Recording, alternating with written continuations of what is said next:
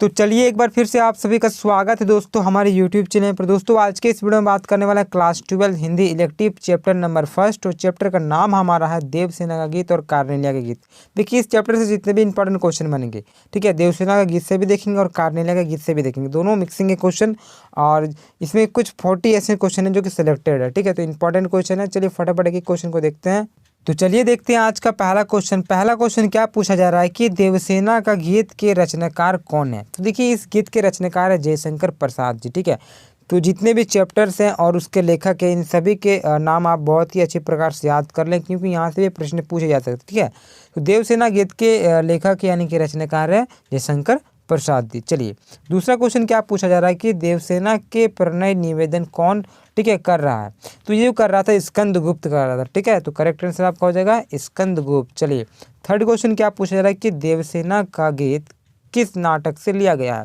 तो देखिए जो देवसेना का गीत है ना दोस्तों, वो स्कंदगुप्त नाटक से लिया गया है। देखिए कार्नेलिया अलग लिया गया है और देवसेना अलग लिया गया है।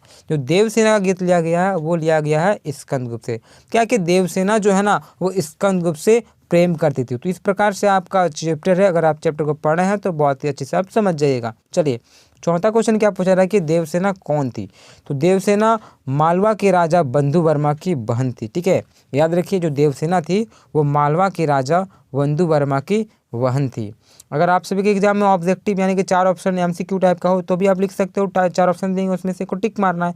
अगर आपको शॉर्ट आंसर लिखना है एक शब्दों में तो आप इस प्रकार से लिख सकते हो। किसी भी प्रकार का आपका प्रश्न आए तो आप उस पर आप लिख सकते हो, ठीक है। चलिए क्वेश्चन से डरना नहीं है।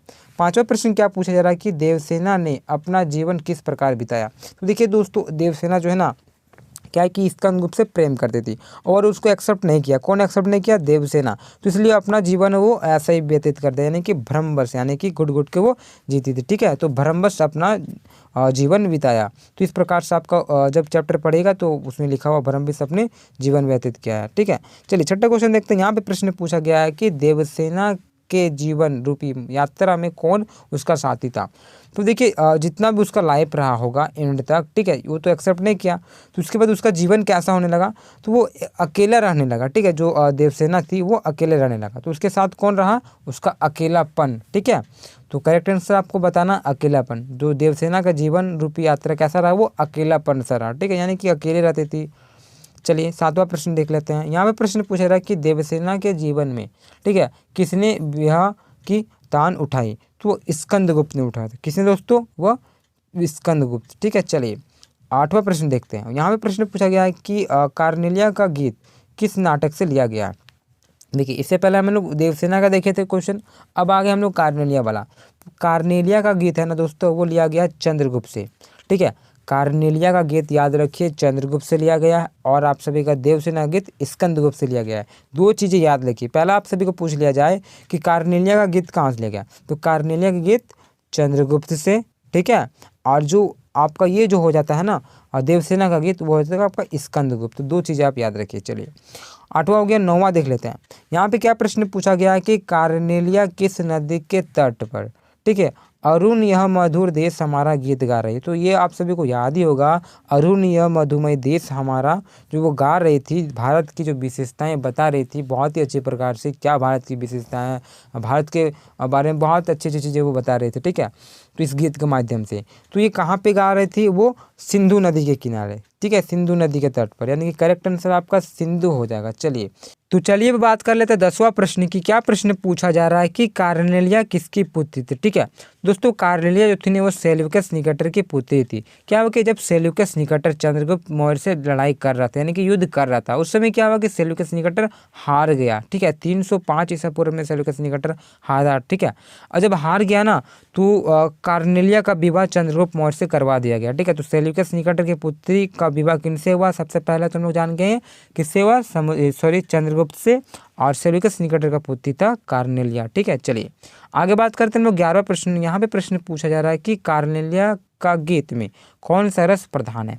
ये जो है ना रस, ये है रस, ये है आप सभी का अभ्रुत रस, ठीक है, याद रखिए। चलिए अब बात करते हैं हम लोग 12वां प्रश्न की। यहाँ पे प्रश्न पूछा जा रहा है कि देवसेना, ठीक है, वो किससे प्रेम करती थी। तो मैंने बताया आप सभी को ऊपर में कि जो देवसेना थी वो स्कंदगुप्त से प्रेम करती थी। किससे करती थी प्रेम? स्कंदगुप्त, ठीक है। और कार्नेलिया का शादी हुआ था वो चंद्रगुप्त से। चलिए 13वां प्रश्न पूछा जा रहा है कि देवसेना की गीत की भाषा किस प्रकार की है। तो ये खड़ी बोली भाषा है। कौन सा दोस्तों? खड़ी बोली भाषा। चलिए आज का अंतिम प्रश्न और आखिरी प्रश्न, लास्ट प्रश्न है। तो जो बच्चे चैनल पे न्यू है, चैनल को सब्सक्राइब कर ले सबसे पहले। इसी प्रकार से हर एक चैप्टर वाइज क्वेश्चन में आंसर मिल जाएगा आप सभी को चैनल में, और दूसरा सब्जेक्ट का भी मिल जाएगा। जितने बच्चे आर्ट्स लिए हैं आप सभी का सारा सब्जेक्ट यहाँ पे क्वेश्चन आंसर इंपॉर्टेंट चल रहा है और आप सभी को मिल ही जाएगा। मैं एक प्लेलिस्ट बना दूंगा, वहाँ पे जाइए, क्लास 12 का प्लेलिस्ट में विजिट कीजिए, वहाँ पे सारा मिल जाएगा। और साथ ही साथ वैसे तो आप चैनल को अगर जाते हो तो सारा क्वेश्चन वहाँ पे मिल जाएगा। तो चलिए बात कर लेते हैं आज का आखिरी प्रश्न और अंतिम प्रश्न। 14वां नंबर प्रश्न क्या पूछा जा रहा है कि स्कंदगुप्त देवसेना के पास कब आता है।